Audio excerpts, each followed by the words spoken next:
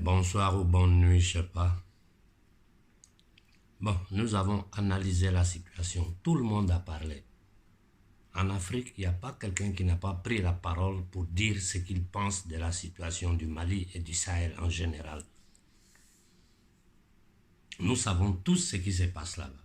Nous le savons bien. Il n'y a pas quelqu'un parmi nous, même ceux qui sont encore aujourd'hui en train de défendre l'impérialisme en Afrique, savent ce qui se passe dans le Sahara, savent pourquoi ces armées d'occupation sont là-bas. La question que je pose maintenant, parce qu'il faut une réponse rapide, qu'est-ce que nous faisons? Qu'est-ce que nous faisons? Parce qu'ils ne vont pas arrêter d'attaquer, vous le savez. Ils vont attaquer demain, si ce n'est pas le Burkina, ça sera le Togo, ça sera le Niger, ça sera le Mali, ça sera la Côte d'Ivoire, ça sera quelque part en Afrique. Ils vont attaquer. Et qu'est-ce que nous allons faire? Nous allons sortir, nous indigner, faire des analyses politiques et nous asseoir. Là, je m'adresse à la société civile africaine dans son ensemble. S'il y a de la diaspora que ceux qui sont sur le continent, je m'adresse à tout le peuple noir dans son ensemble. Qu'est-ce que nous faisons? Nous devons partir avec les moyens que nous avons. Quels sont nos moyens? À part le Mali, sur quel gouvernement nous pouvons compter pour défendre les intérêts du peuple africain?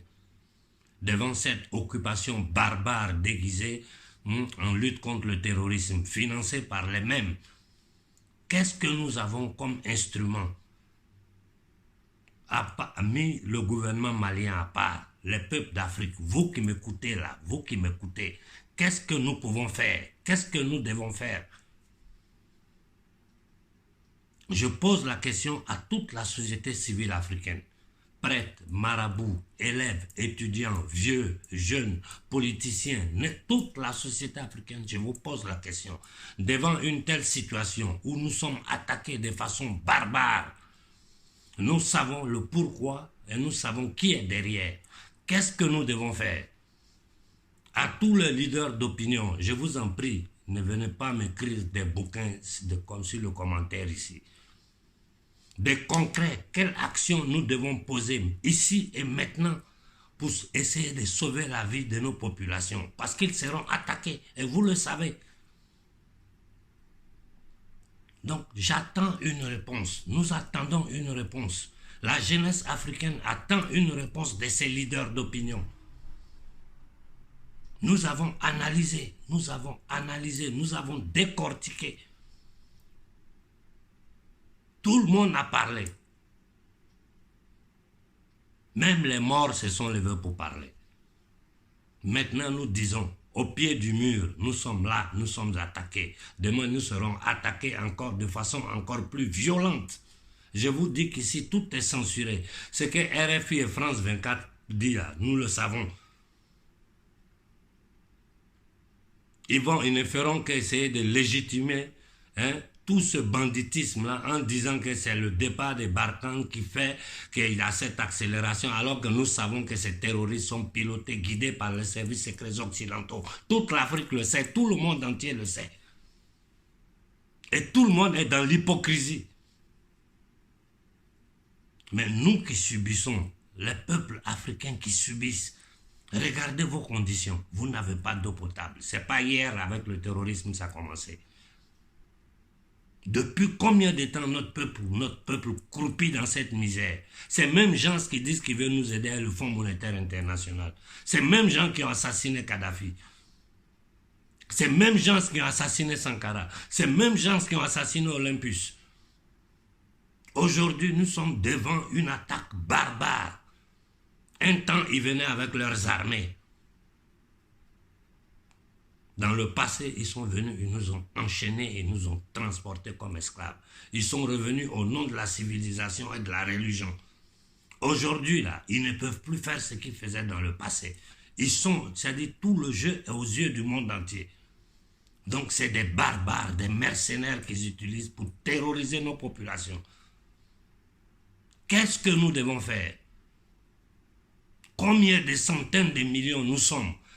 Combien de centaines de millions sommes-nous en Afrique? Notre nombre sert à quoi? Si nous ne sommes pas capables de nous exprimer, à part venir nous indigner sur les réseaux sociaux, crier, analyser, tout le monde fait son petit cinéma, chacun est dans son petit jeu. Une cacophonie continue, on ne comprend plus rien de rien. Tout le monde parle, tout le monde analyse. Et ils continuent d'attaquer. En 48 heures, regardez ce que nous avons subi au Mali. S'ils veulent attaquer le Togo, là, ils vont semer la même panique. Il faut mettre nos populations dans la panique. Il faut les mettre dans le désarroi. Il faut paniquer la société civile africaine.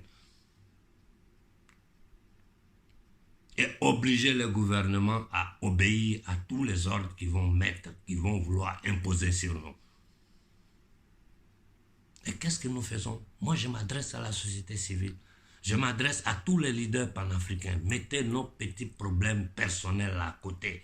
Laissez vos orgueils à côté. Tout ça, on doit tout mettre à côté devant le danger qui nous menace. Qu'est-ce que nous faisons de concret? J'attends une réponse de vous, s'il vous plaît. Je le demande ici publiquement à tous les leaders panafricains. Envoyez-les cette demande de ma part. Qu'est-ce que nous faisons de concret ici et maintenant? Parce que nous ne pouvons pas nous asseoir, attendre la prochaine attaque pour sortir, pour analyser du côté du Niger, du Tchad ou du Togo. Non, on ne peut plus se permettre ce luxe-là. C'est du sang qui est versé tous les jours. Il faut que nous agissions. Qu'est-ce que nous faisons? Voilà la question que je pose à toute l'Afrique et à la diaspora. Qu'est-ce que nous faisons de concret? J'attends une réponse. S'il vous plaît, répondez parce que nous devons agir maintenant. Nous ne pouvons plus nous asseoir. Qu'est-ce que nous faisons? Qu'est-ce que nous faisons? Qu'est-ce que nous faisons? Bonne soirée à tout le monde.